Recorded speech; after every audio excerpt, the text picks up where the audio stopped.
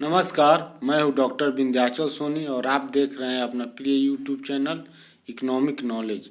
आज मैं पुनः आपके समक्ष अर्थशास्त्र विषय से एक बहुत ही महत्वपूर्ण टॉपिक को लेकर उपस्थित हुआ हूं। आज का मेरा बहुत ही इंटरेस्टिंग टॉपिक होने वाला है, कृपया इसको अंत तक जरूर देखें। आज का मेरा विषय है केंद्रीय बैंक, सेंट्रल बैंक। आज हम इसके अंतर्गत अर्थ एवं परिभाषा, इसकी विशेषताएं और इसके कार्य को विस्तार से जानेंगे। केंद्रीय बैंक क्या है, इसकी कौन सी परिभाषाएं मान्य हैं, इसके क्या फीचर्स हैं और यह किस तरह का कार्य संभालता है, करता है, क्यों इसकी गठन या इसका स्थापना किया गया है, इसके बारे में हम लोग विस्तार से जानेंगे। सबसे पहले आपको बता दें कि विश्व का सबसे प्राचीन केंद्रीय बैंक बैंक ऑफ इंग्लैंड को कहा जाता है, जिसकी स्थापना 1694 ईस्वी में की गई थी। भारत का केंद्रीय बैंक भारतीय रिजर्व बैंक है। इसकी स्थापना 1 अप्रैल 1935 ईस्वी को और इसका राष्ट्रीयकरण 1 जनवरी 1949 ईस्वी को किया गया था। अमेरिका का केंद्रीय बैंक का नाम फेडरल रिजर्व बैंक या सिस्टम है और इसकी स्थापना 23 दिसंबर 1913 ईस्वी को की गई थी। तो ये जो तीन हम आपको उदाहरण दिए, ये केंद्रीय बैंक हैं और ये विश्व के सबसे बड़े देशों का बैंक केंद्रीय बैंक है, जिसको जानना हमारे लिए ज़रूरी है। अब हम इसके परिभाषा को देखते हैं। विल रोजर्स कहते हैं कि समय के प्रारंभ से 3 महान आविष्कार हुए हैं: अग्नि, चक्र, पहिया और केंद्रीय बैंकिंग का। उसी तरह प्रोफेसर केंट कहते हैं कि केंद्रीय बैंक एक ऐसी संस्था है जिसे सार्वजनिक हित में मुद्रा की मात्रा में विस्तार एवं संकुचन का कार्य सौंपा गया हो। मुद्रा की मात्रा में विस्तार एवं संकुचन का कार्य जिसको सौंपा गया हो। प्रोफेसर सैमुअलसन कहते हैं कि केंद्रीय बैंक वह बैंक है जिसे सरकार अपने लेन देन के कार्य करने, व्यावसायिक बैंक को संयोजित एवं नियंत्रित करने तथा राष्ट्र की मुद्रा एवं साख व्यवस्था के नियंत्रण में सहयोग देने के लिए स्थापित करती है। तो इन उपरोक्त परिभाषाओं को देखने से स्पष्ट होता है कि केंद्रीय बैंक का एक किसी भी देश की अर्थव्यवस्था में बहुत ही अमूल्य योगदान है और यह मुद्रा की मात्रा, साख की मात्रा के विस्तार, संकुचन, मौद्रिक लेन देन, व्यावसायिक बैंक का संयोजन का कार्य करता है। इसी तरह वेरा स्मिथ कहते हैं कि केंद्रीय बैंक वह बैंकिंग व्यवस्था है जिसमें केवल एक बैंक को नोट निर्गम का संपूर्ण या आंशिक एकाधिकार हो। मतलब उस बैंक को, केंद्रीय बैंक को ही उस देश में नोट निर्गमन का एकाधिकार होता है, दिया जाता है। According to bank of international settlement, अर्थात बैंक ऑफ इंटरनेशनल सेटलमेंट के अनुसार केंद्रीय बैंक वह बैंक है जिसे देश में साख एवं चलन की मात्रा को नियमित करने का कर्तव्य सौंपा गया हो। मतलब उस देश के अंतर्गत साख जो होता है और मुद्रा की जो चलन गति है, उसकी कितनी मात्रा इकोनॉमी में फ्लो किया जाएगा, उसको कैसे रेगुलेट किया जाएगा, इस काम को केंद्रीय बैंक को सौंपा जाता है। ये कहना है बैंक ऑफ इंटरनेशनल सेटलमेंट का। तो ये बैंकिंग केंद्रीय बैंक की परिभाषाएं थी। अब हम इसकी विशेषताओं को देखते हैं। तो केंद्रीय बैंक पर सरकार का स्वामित्व एवं नियंत्रण रहता है। केंद्रीय बैंक पूर्णतः सरकार के स्वामित्व एवं नियंत्रण में कार्य करता है। केंद्रीय बैंक के पास मुद्रा जारी करने, साख का नियंत्रण करने एवं मौद्रिक नीति को क्रियान्वित करने का विशेष अधिकार होता है। तीसरा है कि केंद्रीय बैंक सभी बैंकों का बैंक होता है। देश में जितने भी तरह के बैंक हैं वो सबका सिरमौर होता है, सबका ताज होता है। केंद्रीय बैंक लाभ के उद्देश्य से, प्रॉफिट मोटिव से काम नहीं करता है। ये बहुत बड़ी विशेषता है इसकी, यह लाभ के उद्देश्य से कार्य नहीं करता है। केंद्रीय बैंक सामान्य जनता का कोई कार्य प्रत्यक्ष रूप से नहीं करता है। इसको ध्यान देना है कि आम जनता केंद्रीय बैंक से किसी भी प्रकार का व्यवहार नहीं करते हैं। केंद्रीय बैंक के पास देश के वित्तीय संस्थानों को विनियमित करने का अधिकार होता है। जितने भी वित्तीय संस्थान हैं उनको रेगुलेट करने का जो पावर है वो केंद्रीय बैंक के पास होता है।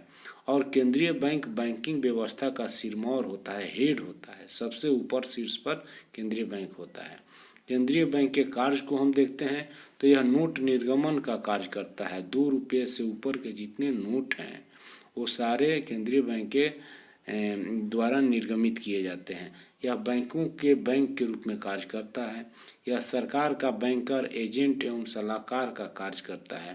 साख नियंत्रण का कार्य करता है। देश के धातु कोष एवं विदेशी विनिमय को सुरक्षित रखने का कार्य करता है। समाशोधन गृह का कार्य करता है। मुद्रा के मूल्य को स्थिर रखने का कार्य करता है। 8वां इसका कार्य है कि सरकार की जो मौद्रिक नीति है, मॉनेटरी पॉलिसी, उसको सफल बनाने का कार्य करता है। आंतरिक एवं विदेशी विनिमय दर में स्थिरता लाना और आर्थिक सूचनाएं एवं आंकड़ों को एकत्रित करना इसके प्रमुख कार्य हैं।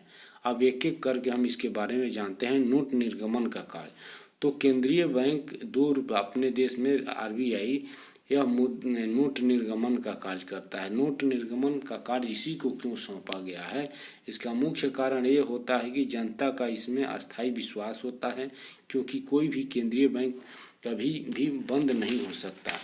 उसी तरह से इसमें यह मुद्रास्फीति और मुद्रा संकुचन में प्रभावी भूमिका निभा सकता है।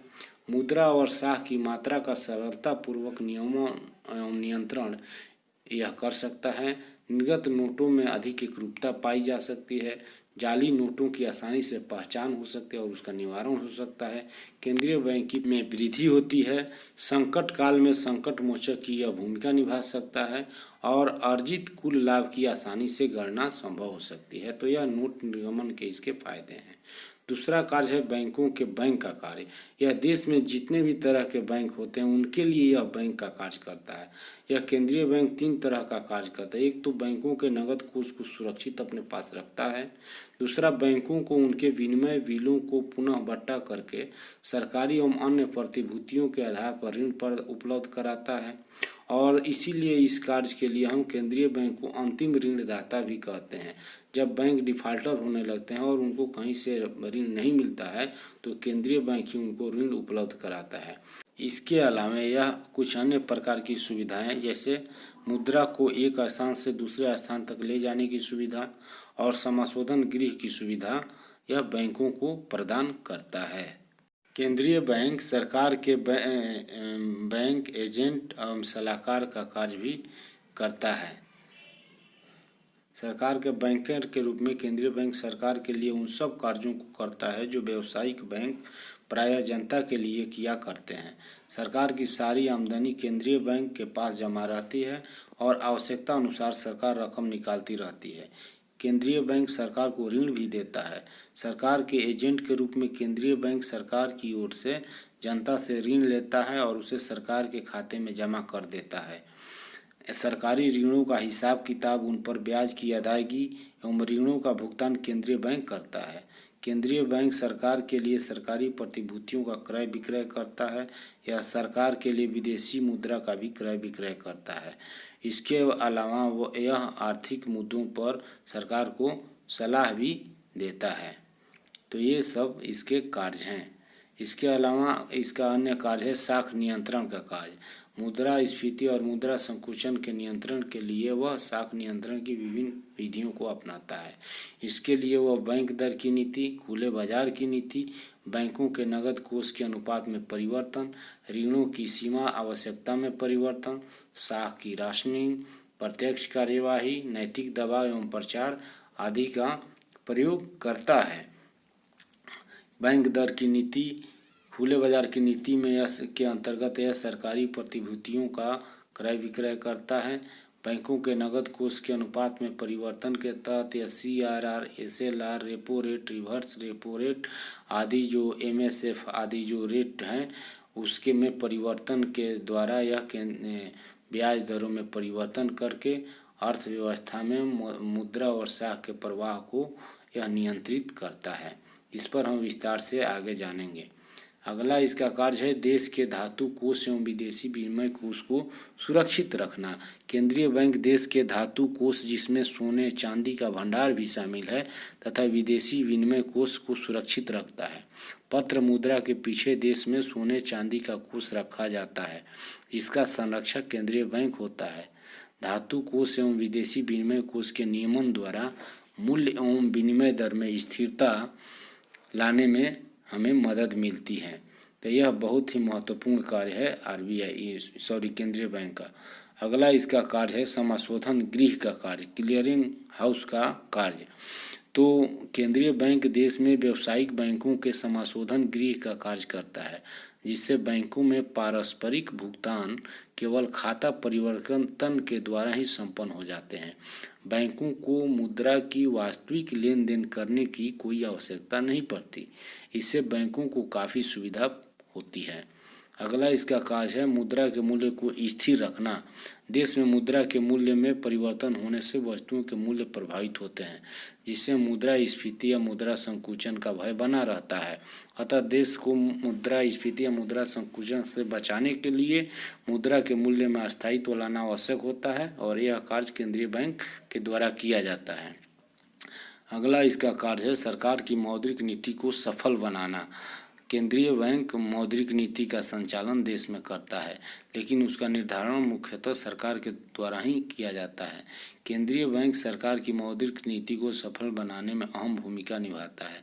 जैसे कि अगर युद्ध का समय है तो सरकार पत्र मुद्रा की राशि बढ़ाना चाहती है तो केंद्रीय बैंक अधिक नोटों को छाप देता है और साथ ही साथ इस बात का भी ध्यान रखता है कि देश में मुद्रास्फीति नियंत्रण में रहे। इस तरह से वह आवश्यकता अनुसार अपने मौद्रिक नीति का संचालन करता है। 9वां कार्य है इसका कि आंतरिक एवं विदेशी विनिमय दर में स्थिरता लाना। विदेशी एवं विदेशी व्यापार को सुचारू रूप से चलाने के लिए यह आवश्यक है कि देश की आंतरिक एवं विदेशी विनिमय दर में स्थिरता बनी रहे।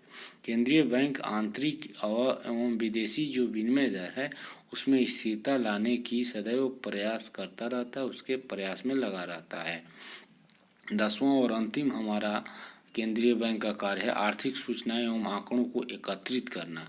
मूल्य, उत्पादन, विदेशी विनिमय, राष्ट्रीय आय, बैंकिंग एवं राजस्व संबंधी जो भी सूचनाएं होती हैं एवं आंकड़े होते हैं उनको प्रायः केंद्रीय बैंक के द्वारा एकत्रित किया जाता है, जिनके आधार पर आर्थिक प्रगति का मूल्यांकन किया जाता है। इनसे आर्थिक नियोजन के कार्यान्वयन में सहायता मिलती है। हमको उम्मीद है कि आपको मेरा ये वीडियो पसंद आया होगा और आप केंद्रीय बैंक की जो अवधारणा है, कंसेप्ट है, उसकी विशेषता है, उसकी परिभाषा है और जो उसके कार्य हैं उसको आप भली भांति समझ गए होंगे। अगर आपको मेरा ये वीडियो अच्छा लगा है तो कृपया एक लाइक ज़रूर करें और अपने अनुभवों, सवालों, सुझावों को कमेंट बॉक्स में लिखें। इसको अधिक से अधिक शेयर करें। अगर आपने मेरा यूट्यूब चैनल सब्सक्राइब नहीं किया है तो कृपया इसको सब्सक्राइब कर लें। धन्यवाद।